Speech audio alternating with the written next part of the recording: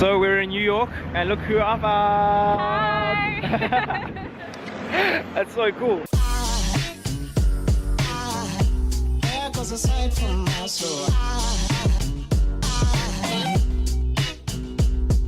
Hey everyone, so this is episode 3 of my vlog, moving into the Discomfort. This is just some footage from New York and mostly of an interview that I did in Selma, Alabama. So check it out and yeah, let me know what you think. Hi everyone, thank you for having us. My name is Sia Shange. I am from Durban, South Africa. I work for a church. I'm a youth pastor. I know it's a bit weird, but I am. I'm privileged to be here alongside all these fellows. I think it's incredible. The journey from Durban to America for me has been quite a life changer, and I'm looking forward to just being in conversation and learning more and growing from this experience. So thank you. Fellowship is about, and what has brought all of you to this little place called Selma? Well, so the fellowship is about racial equity. I think it's about a combination of things, but mainly the focus is racial equity and bringing fellows from South Africa, and we've got 25 from America, and the week here is for us to contextualize and understand what anti-black racism is, and how it affects people and what it is, and that we're going to be doing, because we're all in different spheres of influence and are doing different work. So I think we're just trying to get a grasp of the history and the magnitude of injustice in the world. Anti-black racism, is there? I didn't know there was such a movement going on. I thought after we got President Obama as the first black president, I thought there was no longer racism in the world. Were you not told that story? We were told, we just didn't believe it. Look, it's like when you walk into, you know that expression, when you have to say you're a VIP, a very important person, you aren't actually. So when you have to say we're post-racial, that's not actually the case. And I think while President Obama's election was very important for a couple of reasons. One, showing people that when they organized, they really could bring about change. It wasn't just something that happened in the 60s or the 70s. And don't get me wrong, while I have deep respect for President Obama and his work, it's not as if we agree with everything in his presidency. But I think very symbolically, he was important just to demonstrate that a black man could be in the White House, and that it gave our young people something new to aspire to, and it made things that were not possible previously possible in many people's imaginations. But I think the reality is anti-black racism did not begin, with the U.S. political system. It is something that has existed for centuries. It was a very real narrative that was created around to justify chattel slavery. And so we need as many different ways to combat anti-black racism as there are forms of white supremacy.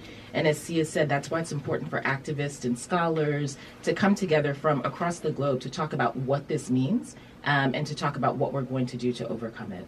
I think for me, one of the things that I've learned on this fellowship so far is that history doesn't pass, it accumulates.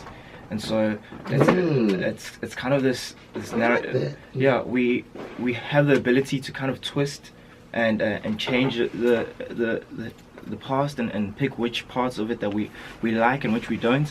And I think part of my own history is gone as a Zulu because of westernization and the direction that the world has gone. And so I'm angry about that more than I am about statues and symbols. And so I'm not really sure how to go about the statues and you don't see the statues and symbols as justification. I do see them. I do see them as symbols that teach children that apartheid was okay, white supremacy is okay, not just was okay, but continues to be okay because we're honoring the people who oppressed us. Yeah. Well, there is a huge movement actually to remove statues and to change the names of buildings and streets. The most recently famous one is the Roads Must Fall movement, which was a protest by the students at the University of Cape Town arguing to remove the statue of Cecil John Rhodes, who essentially had the mission of claiming all of Africa for the British Empire. And the grounds on which the university is built were grounds that were donated by Rhodes. This was his private fiefdom that he had the privilege of handing over to people he considered worthy. And that is a symbol that was brought down because the voices of the students were really very powerful. Not only that, but that started to resonate across the continent and across the world.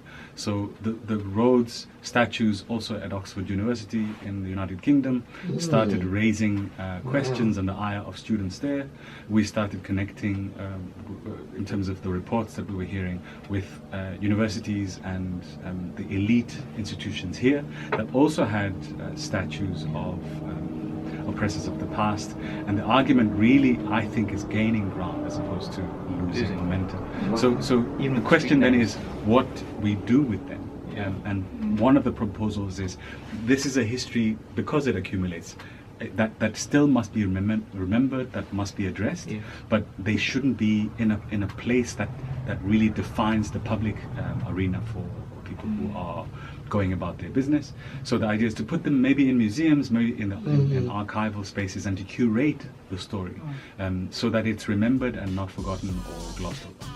Hey, so sorry about the angle and the actual footage. I kind of just got asked to go into this interview and I just went for it, and I asked if I can bring a camera in, and they're like, cool. So I did, and I wasn't really thinking about angle and whatever, but if you're interested in and want to keep up to date with all that I'm going to be vlogging about and the journey that I've been on, click on the subscribe button and like or share some of this stuff, and we'll keep you guys posted.